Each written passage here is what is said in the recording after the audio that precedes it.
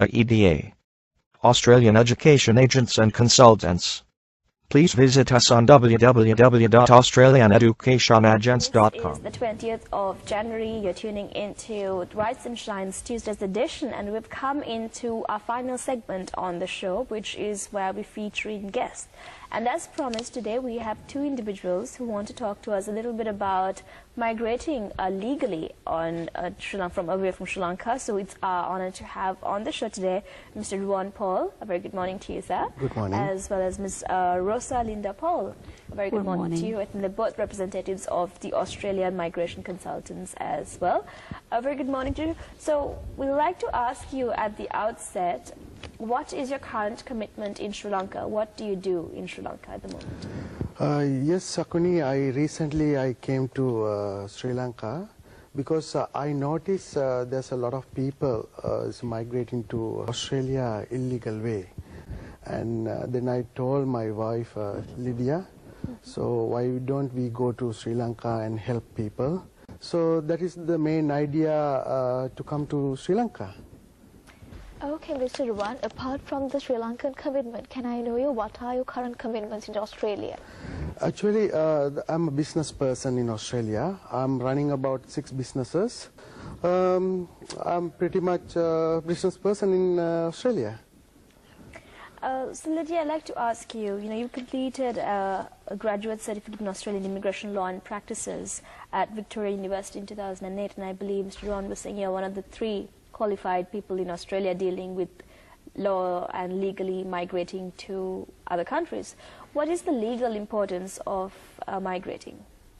In terms of Sri Lanka, we are what I really would like to do is to guide in the best possible way for Sri Lankans to migrate in a legal way. I would prefer people not to go through boats because it's a very dangerous. Some people get killed in the journey towards Australia, and as well, there's a lot of refugees coming from Sri Lanka that at this stage they're not getting many visas in terms of permanent residents. Some of them have been sent back.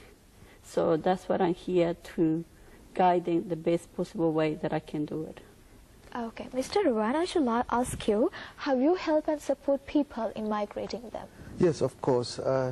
In terms of the people always thinking about to go to Australia is like a dream. So one of my tasks is to educate students, mainly from grade 7 to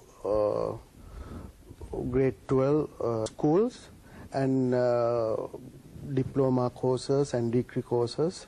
So they no need to pay a lot of money, $1,000 or $1,000 of lakhs. So my main target is introduce very low fees course. Australian education is the most unique field at the moment in the world because Australia became a most livable country, and the Melbourne became a most livable city in the world at the moment.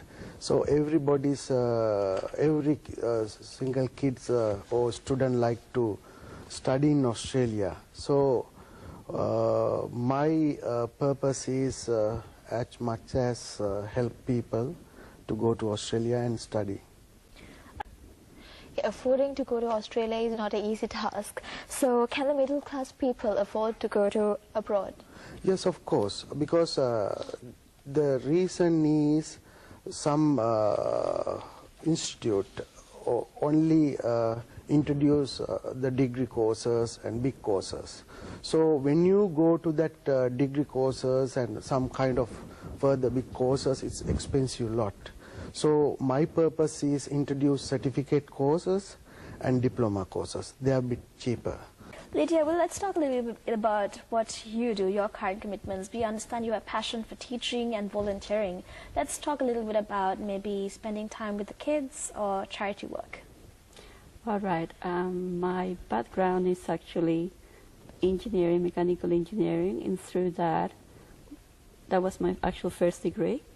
Then because I've always been passionate of teaching. I used to do tutoring as well when I was in my first year of engineering, and then I finished engineering. Then I was doing tutoring and working as an engineer as well. I taught in a lot of different schools in Australia, private schools and government schools. Also, I used to be a lecturer of Deakin University, which is very famous for the Sri Lankan students here. Ron, we've also learned that, we'll come back to Lidia regarding charity in a second. Ron, we know that you have been a Lions Club member since 2004, been a very active member of the Lions Club, and at present you have a lot of commitments with that particular club, even in Australia. Let's talk about your involvement with the Lions Club. Lions Club actually, at the moment, District 201 V5, I'm the zone chairman. Through my Lions Club journey, I help different way to Sri Lanka, me and my wife Lidia. So we fix about 1,600 people eyes from cataract operation in Handala Vattala. Even recently we donated books and stationery for the school kids. Let's talk about your involvement with charity works now. With the Lions Club? With Lions Club. I'm currently the president of Lions Club Dandenong City, which is a new club. This club started last year, but before that I used to be part of Dandenong Sapa, and I was a member for at least 10 years in there, which we did a lot of community work. And during the community work, we were helping Sri Lanka as well for Handala Hospital.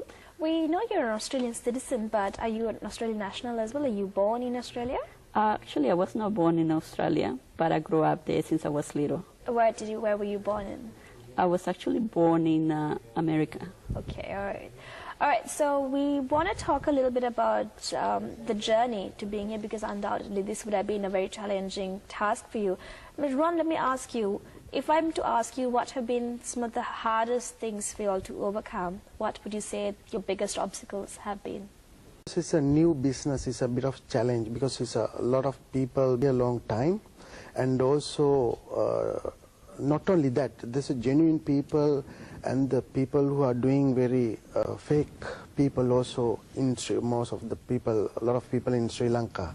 So also a lot of students and parents burn and pay a lot of money before. Straight away when we come from Australia, they don't believe us. It takes time to build their trust. Then that is the main obstacle. Right, so with that, I think it's time for us to wrap up this interview on Channel I. So thank you very much for being part of today's show.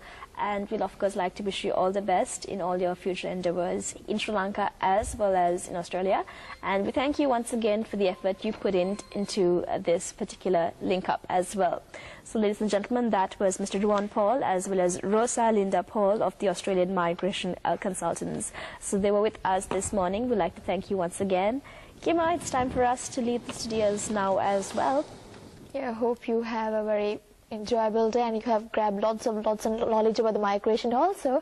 So hope to see you again then. Take care. Bye-bye. Have a good day ahead.